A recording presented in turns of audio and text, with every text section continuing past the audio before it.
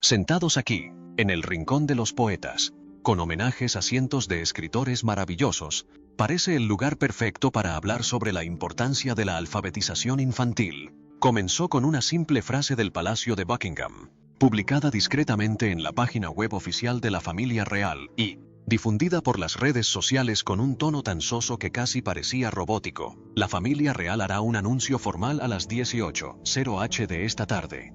No hay más antecedentes, no se han filtrado detalles, no hay rueda de prensa previa, y con eso, el Reino Unido contuvo la respiración. En cuestión de minutos, estalló la especulación. ¿Abdicaba el rey? ¿Se había enfermado Camila? Se trataba de otra controversia inesperada relacionada con la realeza que el público ya se cansaba de perdonar. Los periodistas se agolparon frente a las puertas reales. Los presentadores de noticias intentaron llenar el tiempo de emisión con especulaciones. Los comentaristas analizaron minuciosamente cada aparición, palabra y gesto reciente de los miembros más veteranos de la realeza, buscando pistas, pero nadie previó lo que sucedió. Las redes sociales de la familia real difundieron un video alrededor de las 6 p.m. No era el rey Carlos ni la reina Camila, sino Guillermo y Catalina. No estaban acompañados por asistentes ni lucían la parafernalia real mientras permanecían uno al lado del otro en una sala tenuemente iluminada del Palacio de Kensington. No había adornos dorados ni trono a la vista, solo dos figuras serenas hablando con el corazón, no con un guión. La monarquía no es solo un símbolo, es una responsabilidad, dijo Guillermo con voz serena pero firme. Y en tiempos de cambio, debemos evaluar si seguimos sirviendo al pueblo o solo a la institución. Entonces llegó Kate, tan encantadora como siempre, pero con una agudeza inusual en su tono, controlada pero evidentemente genuina.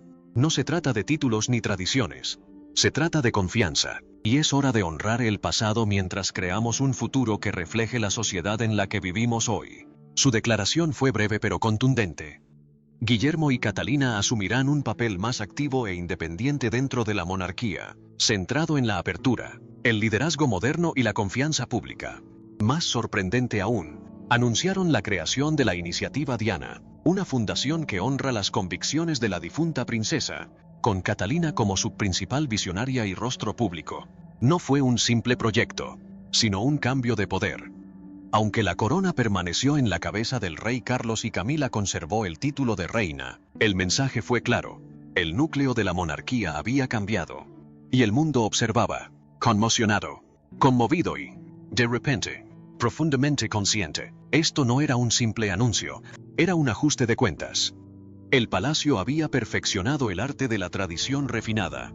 Durante milenios, las notificaciones reales emplearon el mismo formato, lenguaje pomposo, insignias regias y tonos ceremoniales distantes. Pero esta vez, las cosas eran diferentes.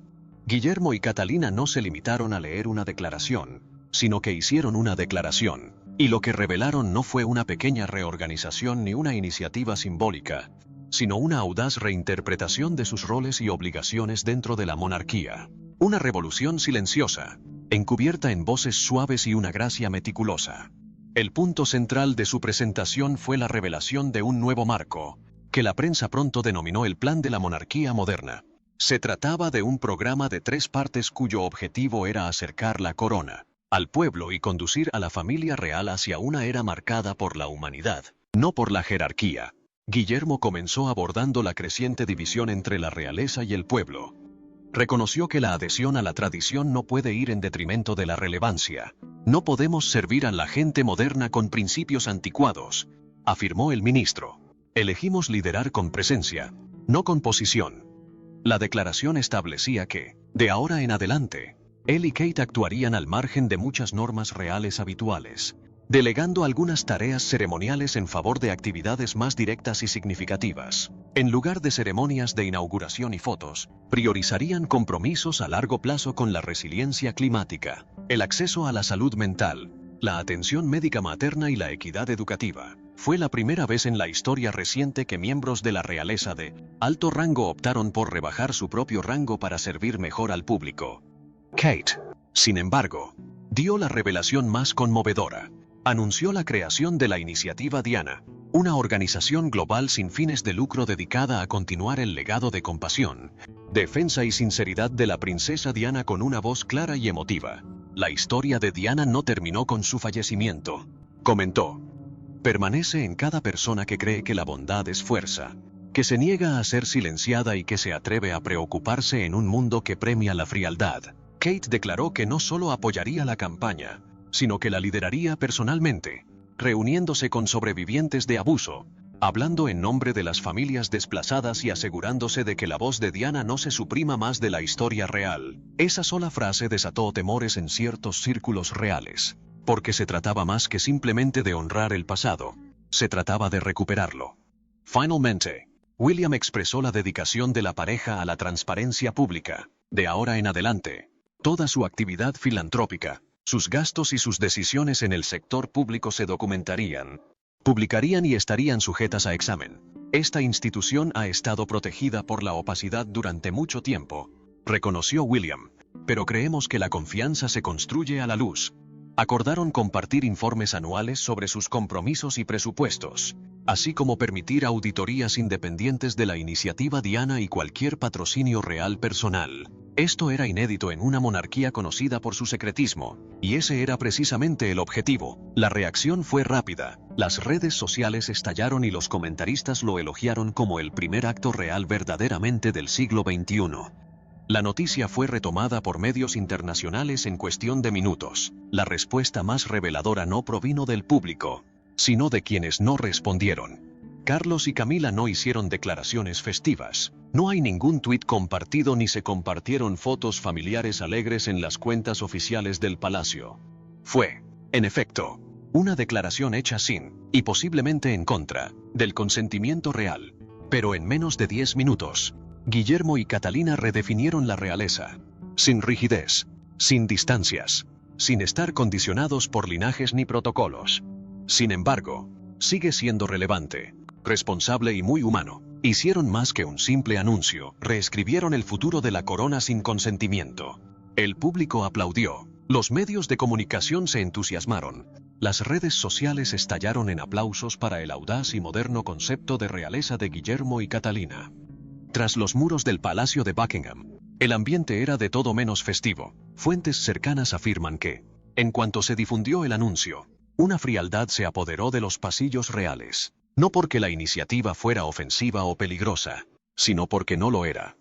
Fue elegante, sobrio y con buen respaldo. Sin embargo, se realizó sin la aprobación total de la cúpula, y en los círculos reales, eso es más que una simple osadía. Es casi una blasfemia.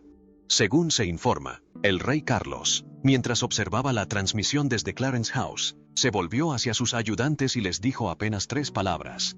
¿Qué hicieron? El tono no era confuso, sino de incredulidad. Su hijo mayor y su nuera no solo habían asumido un papel más destacado, sino que lo hicieron públicamente, de forma proactiva y sin su permiso. Era el tipo de acción que su propio reinado había evitado cuidadosamente. Emocionalmente potente, impulsada por el pueblo y peligrosamente al margen del control palaciego. Pero la reina Camila lo consideró más que una simple falta de decoro, una afrenta personal. Consideró la presentación de Kate de la iniciativa Diana, en particular la forma en que la presentó, como una reivindicación de una verdad silenciada durante demasiado tiempo, como una crítica directa a la realeza. Camilla había pasado años transformando su imagen de la otra mujer a la de reina consorte, pero en menos de 10 minutos, Kate había reavivado la conexión emocional del público con Diana y la había vuelto a centrar en la monarquía. Supuestamente, Camila estaba furiosa, y un asistente la oyó decir que intentaba convertir a Diana en reina desde el más allá. Se programaron reuniones a puerta cerrada de inmediato. Asesores de alto rango, oficiales de comunicaciones y cortesanos veteranos se apresuraron a preparar una respuesta palaciega, pero se toparon con un problema imprevisto. No había forma de criticar lo que William y Kate habían hecho. El público lo adoraba. Cualquier intento de aclarar o corregir la declaración corría el riesgo de parecer celoso, desconectado o, peor aún, a la defensiva. Así que se tomó la decisión. El palacio no diría nada, pero el silencio no es sinónimo de paz. La frustración de Carlos era evidente. Según algunos allegados, consideraba el anuncio un cambio de poder prematuro y le preocupaba que ensombreciera su propio legado. Sin embargo, se dio cuenta de que no podía confrontar a Guillermo directamente, no sin parecer mezquino ante una nación que acababa de unirse en torno a su hijo. Tras bambalinas, las relaciones comenzaron a cambiar. El personal real empezó a murmurar sobre el verdadero centro de poder que se estaba formando en torno al Palacio de Kensington. Algunos asesores temían que Kate se estuviera volviendo demasiado independiente, mientras que otros aceptaron el cambio en silencio, viendo un liderazgo que representaba la actitud del público. Durante todo este proceso, William y Kate se mantuvieron firmes, no andaban con rodeos, no buscaban el trono. Simplemente hicieron lo que la monarquía se había negado a hacer durante décadas, servir con honestidad. Sus acciones no solo causaron indignación, sino también temor en el palacio. ¿Por qué? Por primera vez en mucho tiempo, la corona no era el centro de atención. Kate sí lo era, y no la llevaba. Algo cambió en el ambiente en los días posteriores al anuncio, no solo en los titulares o las etiquetas, sino en la percepción que la gente tenía de Kate Middleton. Ya no era simplemente la duquesa de Cambridge, ni la aplomada esposa del heredero, sino que se había transformado en algo más, una reina en todo menos en el nombre. En todo el país, la gente comenzó a referirse a ella como la reina del pueblo, un apodo que anteriormente ostentaba la princesa Diana. Pero este no era un apodo insignificante, reflejaba el movimiento actual de Kate, no solo al lado, sino también por delante del trono. Su primera aparición en solitario desde el anuncio fue en un banquete real o en una fiesta en el jardín del palacio. Se reunió con adolescentes que se recuperaban de un trauma en una clínica de salud mental comunitaria de Manchester.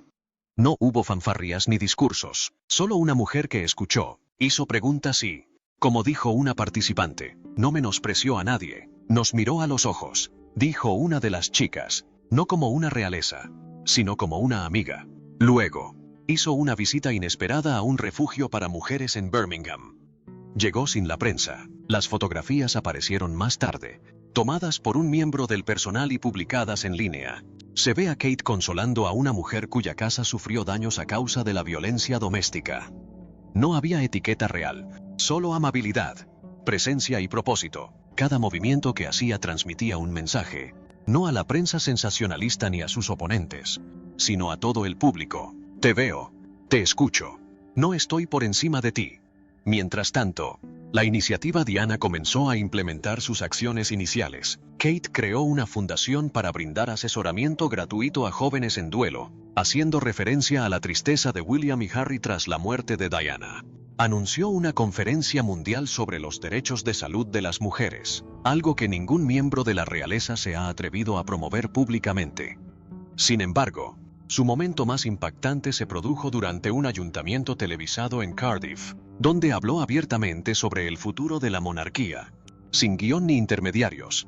No estamos aquí para gobernar desde arriba, estamos aquí para acompañar, y si lo olvidamos, no somos dignos de la confianza del pueblo. La sala quedó en silencio, y con eso, Kate Middleton logró lo que ninguna campaña de relaciones públicas, coronación o décadas de rehabilitación de imagen podrían haber hecho por Camila o Carlos. Restauró la humanidad de la monarquía.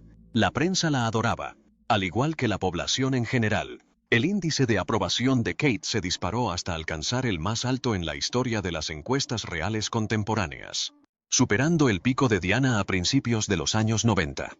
Y dentro del palacio, la tensión reinaba. La reina Camila parecía conmocionada por la rapidez con la que la historia cambió.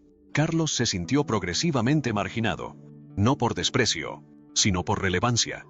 El foco de atención había cambiado, y por mucho que intentaran disimularlo, la verdad era evidente. El pueblo ya había elegido una reina. Ella no portaba la corona ni se sentaba en el trono, pero Kate había hecho algo mucho más poderoso. Se ganó el amor que Diana una vez sintió y lo usó con un propósito, no por el poder.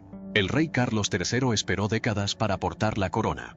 A pesar de los escándalos, las desilusiones y el desprecio público, mantuvo la confianza en que su reinado finalmente traería estabilidad y un discreto respeto.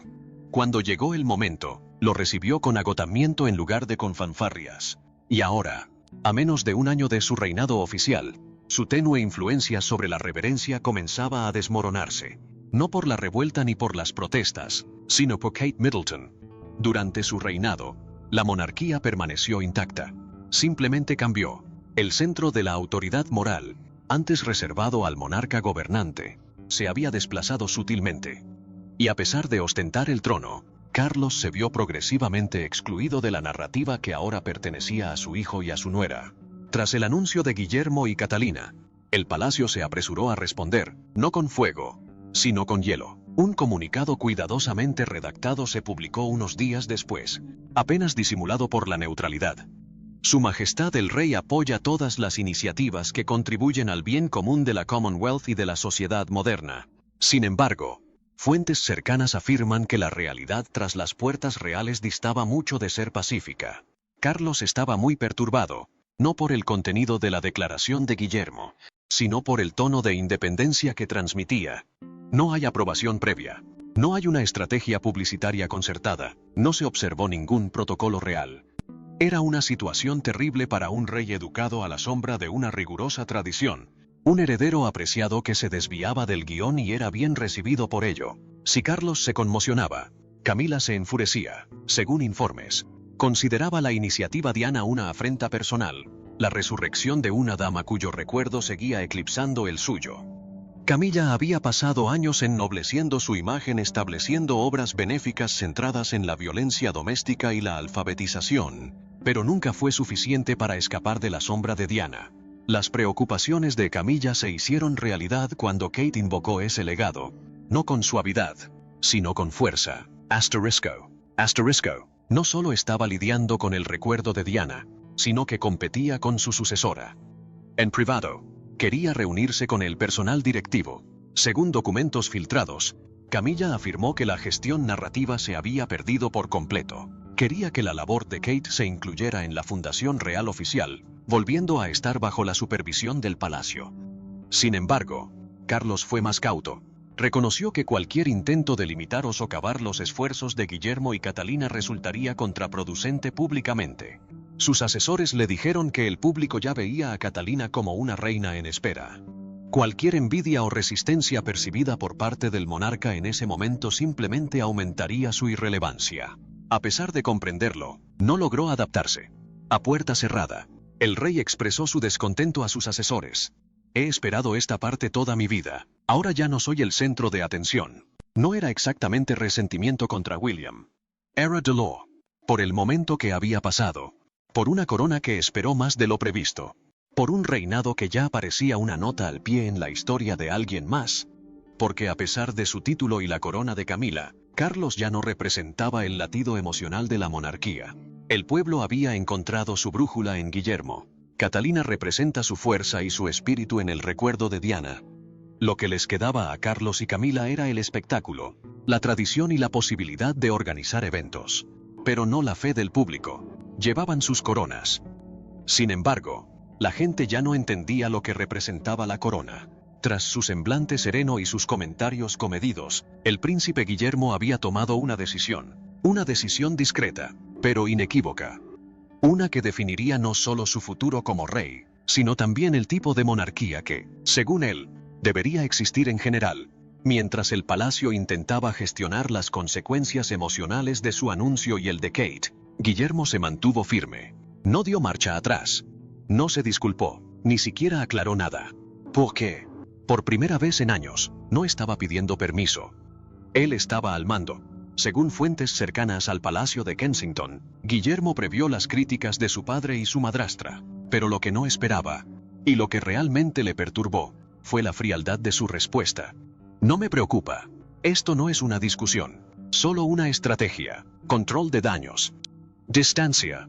Pero para William no se trataba de desafío, se trataba de romper un patrón. El mismo patrón que había devastado a su madre, amenazado a su esposa y que ahora corría el riesgo de reducir la monarquía a un mero símbolo. A puerta cerrada, según se dice, le dijo a un asesor principal, no heredaré una casa construida sobre el silencio. Prefiero reconstruirla que gobernarla.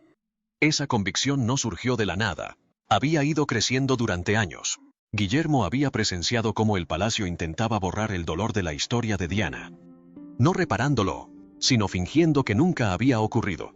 Había visto cómo la imagen de Camilla se reparaba mediante el marketing, en lugar de la humildad, y había presenciado directamente cómo se esperaba que Kate sonriera bajo presión, escrutinio y censura.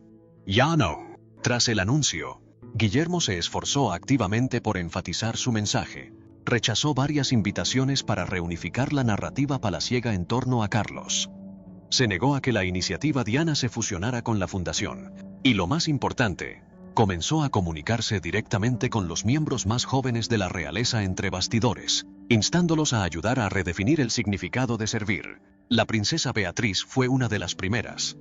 Su encuentro íntimo en Frogmore Cottage fue más que un simple gesto de compasión. Fue una cuestión de cohesión estratégica. Beatrice, aún conmocionada por la traición de su familia sobre su paternidad, se había convertido en un símbolo de la verdad dicha a pesar de las adversidades. Y Guillermo dejó claro que su estatus en la familia no dependía de su silencio. Contactó con Sarah Tyndall e incluso extendió una rama a la princesa Eugenia, con quien se había distanciado en los últimos años. Aunque las conversaciones fueron informales, el mensaje fue claro. Esta familia no puede sobrevivir solo con su linaje. Necesita cimentarse en valores. En cuestión de semanas, se produjo una reorganización gradual en los círculos reales. Los jóvenes miembros de la realeza comenzaron a organizar sus actos benéficos en el Palacio de Kensington.